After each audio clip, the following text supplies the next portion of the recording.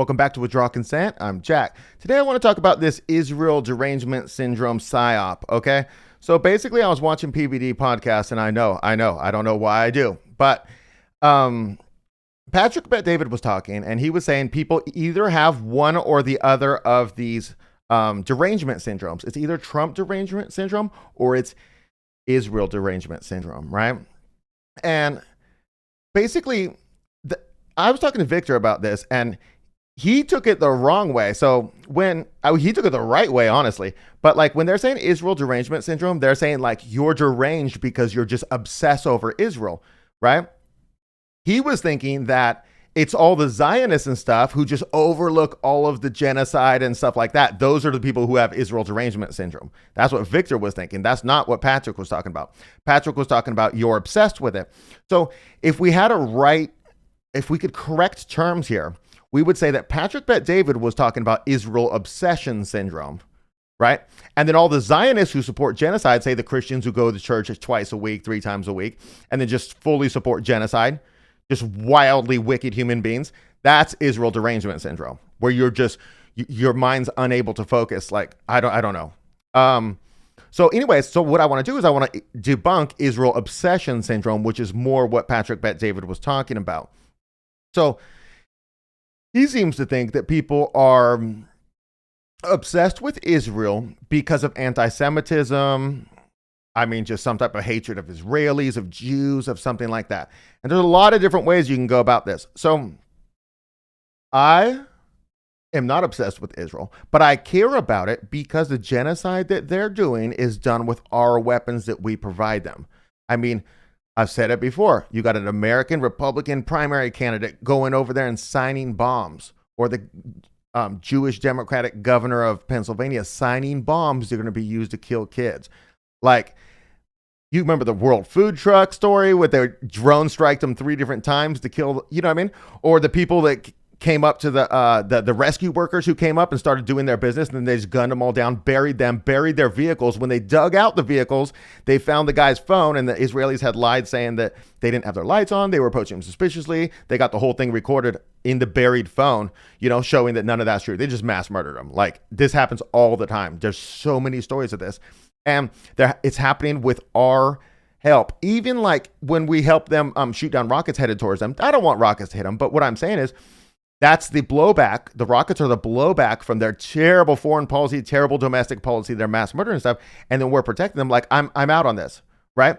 And so I don't obsess about Ukraine money. Now, I'm not going to comment on whether Russia or Ukraine is right. I'm just saying I don't obsess about the Ukraine money. I don't want it going there. I am more of an isolationist than that. Not full isolationist, but I'm more of an isolationist than that. I don't want my money going there. But when my money goes there, is there a claim that they're using it for genocide? Is there a claim that they're mowing down civilians at humanitarian stations? No, there's civilian casualties, but nobody on either side has claimed that there's been just mass killing of civilians, to my knowledge, So I'm not harping Ukraine all day. I'll say it, we shouldn't be sending the money. I don't want to send the money to Russia. I don't want to send the money to Ukraine. It's not our war. If Europe wants to do it, Europe's right there. Go for it. And they have actually interests, Poland. And so that's fine. But you see, one of the motivations that I have is because it's our money going to do terrible, terrible things. Whereas our money going to Ukraine is not doing terrible, terrible things. The other reason is not because people are anti-Semitic or they hate Jews or stuff. It's because of the things that Israelis do, right? So it's because of AIPAC. I know those aren't Israelis, but dual citizen. We can just call them Israelis. Definitely a foreign agent, And so that causes people to despise Israel and talk about it, And it's not because they just happen to randomly hate Jews. They're just anti-Semitic. These are terrible human beings. No, they see something. They're like, I don't like that. And I don't like Epstein, and I don't like Weinstein, and I don't like any of the things. You know what I mean? I don't like the P rings, I don't like the all that stuff even going on in Israel is terrible, So it's a result of your behavior, Like, you could look at countries and say you don't like Iran, right? That's fine. if you don't like Iran because of the way they treat women or something, you know? But it's not because you're just anti-Iranian. Like there's something in you that just despises Iranians. No, you look at something, you're like, I don't like that. For me, it's none of my business what their culture tells them to do with their women. You know, I'm not trying to like one of these guys who's like, man, we should fix Iran and we should make them more like us.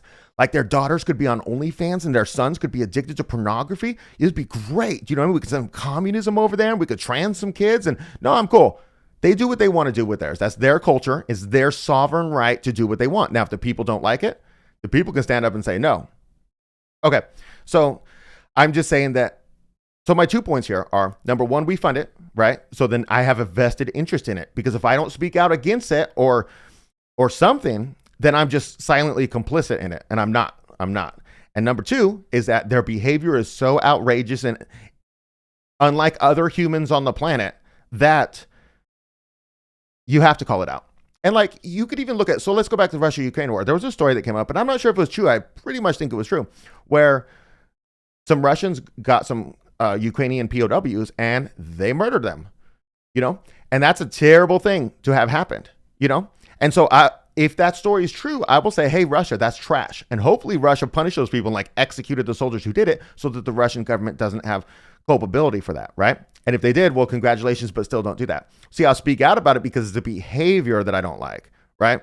And the behavior in Israel is amplified just wildly more than anybody else, you know? I mean, from the, just the Mossad, you do just the Mossad. Like I seen Iranian prisoners on Twitter, and they were Afghan foreign workers who had come into Iran, and Mossad agents had paid them $225 to $250 USD to do terrorist attacks in Iran. And Iran had caught them. They confessed. Now they had been tortured a little bit. It looked like a little roughed up, you know? So I'm not sure if that's accurate. But like that type of stuff is terrible. Or when the Iranians woke up in the morning and there was paper slipped under the door saying, hey, with pictures of their wife and kids, and say, hey, if you don't become an asset for the Mossad, we're going to kill your wife and kids. See, Iran can't even fight back against that. They can't go do the same thing in Israel. Well, number one, the wages are much higher, so you'd have to offer much more money. If it was the Afghan situation, they can't do the other situation where they murder the wife and kids because they're Muslims and they're trying to get to heaven in the end. You know what I'm saying? A Christian can't do that because they're decent human beings. They're trying to be decent human beings, you know? And then Jewish people, it's just a goy, you know? So they could do whatever they want. So like, it's the behavior of the country, and it's because we fund them. And so you could say that's obsession if you want, but it's not. Because honestly, if Ukraine started doing genocide, I'm not claiming they are. I don't think anybody's claiming they are. But if they started doing genocide, like just targeting civilian, firebombing Russian cities or something, you know, I would totally speak out up against it. And then you can't come and say, well, you got Ukrainian obsession syndrome. Well, no, because our bombs are genociding. And I'm not obsessed with it now because there's no claims of that. You know, I still don't want the war, but you know, nobody wants the war, I don't think. But I also don't want to fund them because I'm a little more of an isolationist. If we disagree on that, that's fine. Anyways, that's what I got for you. I think it was an interesting topic to discuss, and I hope to see you next week.